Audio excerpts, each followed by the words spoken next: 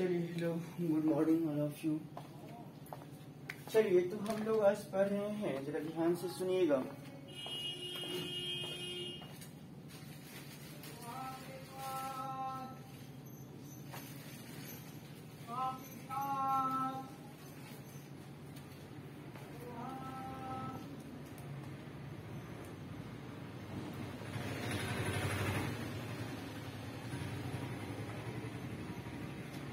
तो हम लोग आज पढ़ रहे हैं, जरा ध्यान से सुनिएगा, चालक, अर्धचालक और अचालक के बारे में, कंडक्टर, सेमीकंडक्टर एंड इंसुलेटर के बारे में।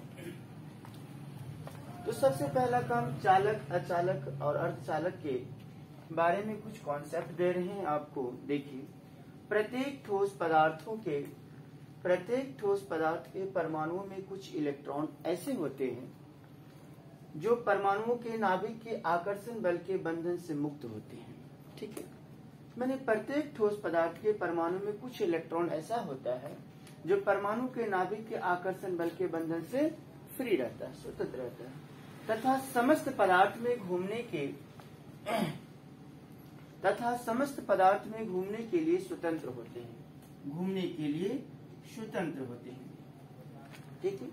इन इलेक्ट्रॉन को क्या कहते हैं? फ्री इलेक्ट्रॉन कहते हैं। धातुओं में, यानी कहने का मतलब आप समझ गए होंगे कि प्रत्येक ठोस पदार्थ के परमाणु में कुछ इलेक्ट्रॉन ऐसे होते हैं जो नाभिक के आकर्षण बल के बंधन से फ्री रहता है, नाभिक के आकर्षण बल के बंधन से मुक्त रहता है, फ्री रहता है, लेकिन समस्त पदार्थ में घूमने के लिए क्या रहता है? स्वतंत्र रहता है, जिसको हम लोग क्या कहते हैं? फ्री इलेक्ट्रॉन कहते हैं। धातुओं में विद्युत चालन के लिए आवेश वाहक बोला जाता है पॉजिटिव चार्ज को, होल को। धातुओं में विद्युत चालक के लिए आवेश वाहक का कार्य यही इलेक्ट्रॉन करता है। कौन इलेक्ट्रॉन करता है? जो आपको परमाणु के नाभिक के आकर्षण बल के बंधन से फ्री रहता है, जो आपको फ्री इलेक्ट्रॉन करता है। वही फ्री इलेक्ट्रॉन जो है धातुओं में विद्युत चालन के लिए आवेश वाहकों का कार्य करता है, जिसको हम लोग क्या कहते हैं? चालन इलेक्ट्रॉन, यानी कंडक्शन इलेक्ट्रॉन कहते हैं। अब इसमें पहला पॉइंट हमने खोले हैं चालक के। चालक में क्या कहता है कि वे पदार्थ जिनमें नंबर ऑफ फ्री इलेक्ट्रॉन जो होता है बहुत अधिक होता है, नंबर ऑफ फ्री इलेक्ट्रॉन बहुत अधिक होता है, तो क्या कहलाता है? विद्युत का चालक कहलाता है। जैसे चांदी, तांबा, एल्युमिनियम, पारा, पृथ्वी, अम्लीय जल, etc मेरा क्या है? विद्युत चालक। नोट में हमने लिखे हैं धात्विक चालकों की प्रतिरोधकता 10⁻⁻8 ओम मीटर से, ये लगभग का सिंबल है। धात्विक चालकों की प्रतिरोधकता लगभग 10⁻⁸ ओम मीटर से लगभग 10⁻⁶ ओम मीटर तक होती है। इनका विद्युत प्रतिरोध एवं प्रतिरोधकता ताप बढ़ने पर क्या होता है? बढ़ जाता है। यानी ये जो आपका धात्विक चालकों की प्रतिरोधकता इतना और इतना के बीच में होता है, इनका विद्युत प्रतिरोध एवं प्रतिरोधकता ताप अगर बढ़ेगा इसका, तो इनका विद्युत प्रतिरोध एवं प्रतिरोधकता ताप बढ़ने पर क्या होगा? बढ़ जाएगा। अगर ये दोनों का टेम्परेचर अगर मान लीजिए इंक्रीज करेगा तो आपका चालक के लिए भी क्या होगा? इंक्रीज हो जाएगा। यही बात लिखिए, इनका विद्युत प्रतिरोध एवं प्रतिरोधकता ताप बढ़ने पर क्या होता है? बढ़ाने पर क्या होता है? बढ़ जाता है। अगर हम ताप को बढ़ा देंगे तो चालक भी मेरा बढ़ जाएगा। अब दूसरा नंबर में देखिए, कुचालक या विद्युत रोधी। वे पदार्थ जिनमें विद्युत का प्रवाह सुगमता पूर्वक नहीं होता है, आसानी से नहीं होता है, तो मेरा क्या कहलाता है? कुचालक कहलाता है। लेकिन इसमें और एक शर्त है, इन पदार्थों में नंबर ऑफ इलेक्ट्रॉन की संख्या बहुत ही कम होता है। सुगमता से इसलिए नहीं होता क्योंकि नंबर ऑफ इलेक्ट्रॉन इसमें बहुत ही कम होता है। जैसे एबोनाइट, क्वार्टर्स, अभ्रक, गंधक, कांच, मोम, रबर, etc विद्युत के कुचालक। ठीक है, क्लियर है? चलिए अब चलते हैं हम लोग अर्धचालक में।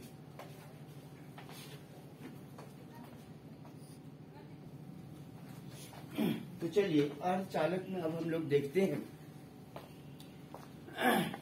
इसमें एक बात नोट लिख लीजिए, कुचालक के लिए जो होता है प्रतिरोधकता 10⁻9 ओम मीटर से 10⁻11 ओम मीटर तक होती है। देखिए, सबसे पहला काम हम आपको एक बात बता देते हैं। प्रत्येक ठोस पदार्थों के परमाणुओं में कुछ इलेक्ट्रॉन ऐसे होते हैं प्रत्येक ठोस पदार्थों के परमाणुओं में कुछ इलेक्ट्रॉन ऐसे होते हैं जो परमाणु के नाभिक के आकर्षण बल के बंधन से फ्री रहता है, लेकिन समस्त पदार्थ में घूमने के लिए वो क्या रहता है, स्वतंत्र रहता है, जिसको हम लोग क्या कहते हैं, फ्री इलेक्ट्रॉन। वही फ्री इलेक्ट्रॉन धातुओं में विद्युत के चालन के लिए आवेश वाहकों का कार्य करते हैं, पॉजिटिव चार्ज का काम करता है। आवेश वाहक का मतलब होता है होल, प्लस चार्ज का काम करता है, जिसको हम लोग क्या कहते हैं, चालन इलेक्ट्रॉन कहते हैं। अब इसका 3 पार्ट है। चालक वे पदार्थ जिनमें नंबर ऑफ फ्री इलेक्ट्रॉन बहुत ही अधिक होता है, नंबर ऑफ फ्री इलेक्ट्रॉन बहुत ही अधिक होता है, जैसे चांदी, तांबा, एल्युमिनियम, पारा, पृथ्वी, बहुत सारा चीजें। धात्विक चालकों के लिए प्रतिरोधकता इतना 10⁻8 ओम मीटर से 10⁻6 ओम मीटर तक होती है। अगर इसका ताप अगर हम बढ़ाएंगे तो चालक का भी ताप बढ़ेगा। दूसरा पॉइंट बोलता है कि इसमें नंबर ऑफ फ्री इलेक्ट्रॉन बहुत ही कम होता है। काहे नंबर ऑफ फ्री इलेक्ट्रॉन कम होता है? सॉरी, इसमें जो विद्युत का प्रवाह होता है सुगमता से नहीं होता है, आसानी से नहीं होता है, क्योंकि इसमें नंबर ऑफ फ्री इलेक्ट्रॉन बहुत ही कम होता है। क्लियर है? जैसे एबोनाइट, क्वार्टर्स, अब्रक, कांच, मोम, रबर इत्यादि विद्युत के मेरा कुचालक। इनकी प्रतिरोधकता जो होता है कुचालक के लिए 10⁻9 ओम मीटर से 10⁻11 ओम मीटर तक होती है। क्लियर? अब आइए सेमीकंडक्टर में। अर्धचालक उन ठोस पदार्थों को कहते हैं, अर्धचालक उन ठोस पदार्थों को कहते हैं जिनकी विद्युत चालकता चालकों से कम परंतु विद्युत रोधी ठोस पदार्थ से अधिक होती है, इससे अधिक होती है। परम शून्य ताप मतलब एब्सोल्यूट टेम्परेचर, 0 टेम्परेचर पर ये अचालक होते हैं। माने शून्य टेम्परेचर पर मान कितना होगा, अचालक, जो आपका काम कर रहा है कुचालक के लिए। अगर मान लीजिए 0 टेम्परेचर है तो कोई भी करंट सुगमता से आसानी से फ्लो नहीं हो सकेगा। तो ये पार्ट किसमें मेजर करता है, अचालक में। तो वही बोल रहा है परम शून्य ताप पर वे चालक मेरा क्या कहलाते हैं, शून्य कहलाते हैं। परम शून्य ताप पर वे चालक क्या कहलाते हैं, एब्सोल्यूट टेम्परेचर कहलाते हैं। इसलिए बोला गया है एब्सोल्यूट टेम्परेचर मतलब बोले तो निश्चित ताप। निश्चित ताप पर के लिए शून्य, निश्चित ताप पर यानी शून्य ताप पर, निश्चित ताप बोले तो 0 टेम्परेचर। तो 0 मेरा क्या है, निश्चित ताप पर टेम्परेचर है इनिशियल पीरियड के लिए, न बढ़ रहा है न घट रहा है। तो 0 मेरा क्या है, एब्सोल्यूट टेम्परेचर हो गया। तो 0 टेम्परेचर के लिए मेरा कौन सा कंडक्टर फॉलो करेगा, अचालक, जिसको हम लोग कुचालक बोलते हैं। तो वही लिखा गया है परम शून्य ताप पर भी अचालक होते हैं, यानी 0 टेम्परेचर पर मेरा क्या कहलाता है, बैट कंडक्टर। परंतु ताप बढ़ाने पर इनकी चालकता में लगातार वृद्धि होती है। अगर हम ताप इसमें बढ़ाते जाएंगे तो चालकता में लगातार क्या होगा, वृद्धि। क्योंकि इस बात को यहाँ पे लिखा गया है कि ताप अगर हम बढ़ाते हैं प्रतिरोधकता के लिए, अगर हमने बढ़ाते हैं ताप तो चालकता में लगातार क्या होगा, वृद्धि होती है। बोल रहा है कि परम शून्य ताप पर वे अचालक होते हैं, परम शून्य ताप पर वे अचालक होते हैं, लेकिन अगर ताप अगर बढ़ाएंगे तो चालक में क्या होगा, लगातार वृद्धि होगा। क्लियर है? कोई दिक्कत? परम शून्य ताप पर वे अचालक होते हैं, लेकिन ताप अगर बढ़ेगा किसका, अचालक के लिए, यानी 0 के बाद कुछ भी मान लीजिए वैल्यू आ जाएगा, 1 temperature, 1 degree temperature, 2 degree temperature, 3 degree temperature, ताप अगर धीरे धीरे इंक्रीज करेगा तो चालक पदार्थों में क्या होगा, वृद्धि होगा। तब ये अचालक नहीं रहेगा, तब ये चालक पार्ट में आ जाएगा, क्योंकि वृद्धि हो रहा है। और यहाँ पे लिखा हुआ भी है विद्युत प्रतिरोधकता एवं प्रतिरोधकता ताप, विद्युत प्रतिरोध एवं प्रतिरोधकता ताप बढ़ाने पर क्या होता है, बढ़ता है। कौन बढ़ता है, चालक बढ़ता है। क्लियर है? अब उसका एग्जाम्पल देंगे।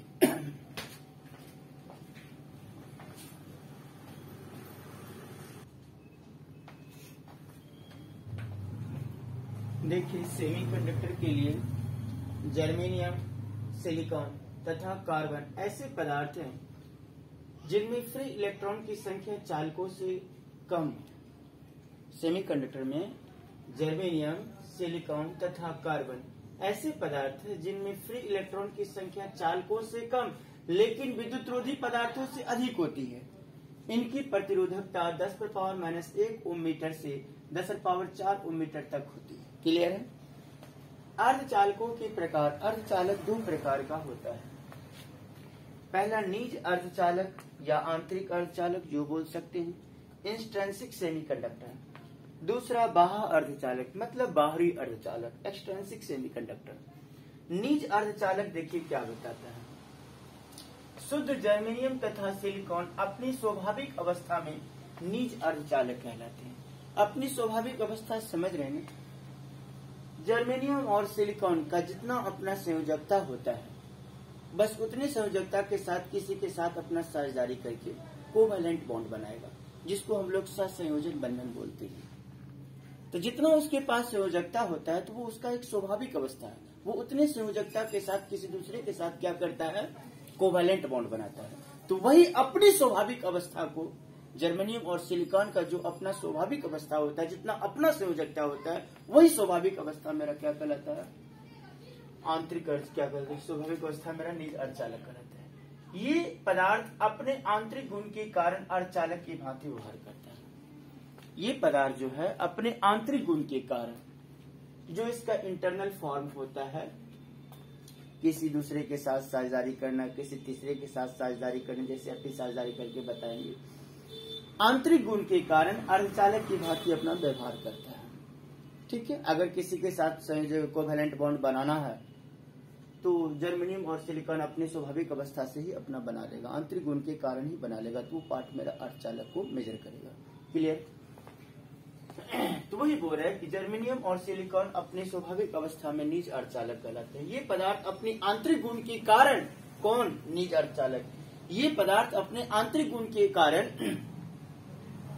अर्धचालक की भांति व्यवहार करता है। अब देखिए निज अर्धचालक में विद्युत का चालन कैसे होता है। अब कैसे कोवैलेंट बॉन्ड बनाता है जर्मेनियम और सिलिकॉन अपने स्वाभाविक अवस्था से आंतरिक गुण के कारण अर्धचालक की भांति कैसे काम करता है, वो आपको इसमें बताया जाएगा। जर्मेनियम तथा सिलिकॉन शुद्ध अर्धचालक है। ठीक है? इनमें प्रत्येक अर्धचालकों की संयोजकता कितना होता है? 4 होता है। चारों संयोजी इलेक्ट्रॉन में से प्रत्येक अपने पड़ोसी परमाणुओं के जर्मेनियम और सिलिकॉन दोनों का संयोजकता 4 होता है। चारों संयोजी इलेक्ट्रॉन में से प्रत्येक अपने पड़ोसी परमाणु के चारों संयोजी इलेक्ट्रॉन में से किसी एक के साथ साझेदारी करता है। तो देखिए ये आपका इलेक्ट्रॉन का फॉर्म है।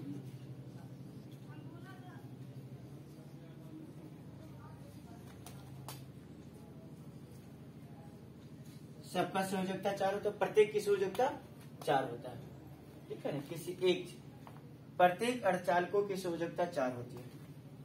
तो जर्मेनियम और सिलिकॉन में प्रत्येक की संयोजकता कितना होता है? 4। ठीक। अब इसका एक संयोजी इलेक्ट्रॉन कितना होता है? 4। सबका एक अपना आंतरिक गुण के कारण अपना क्या बनाता है? सेमीकंडक्टर का पार्ट डेरिवेटिव मेजरमेंट करता है। सबका संयोजकता कितना है? 4। कितना है सबका संयोजकता? 4। देखिए 4 संयोजकता सब में डाल दिए।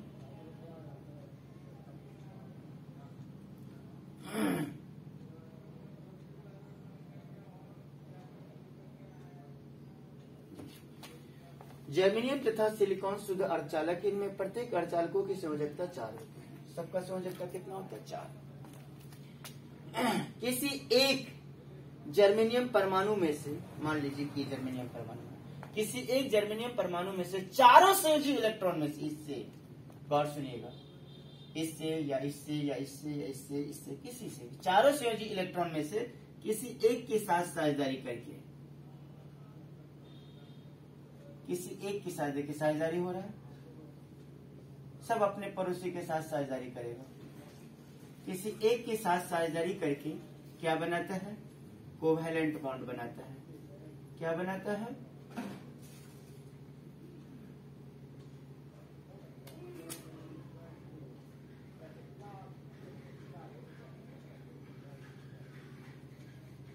आगे मुख खोलिए, और भी आ सकता है नीचे।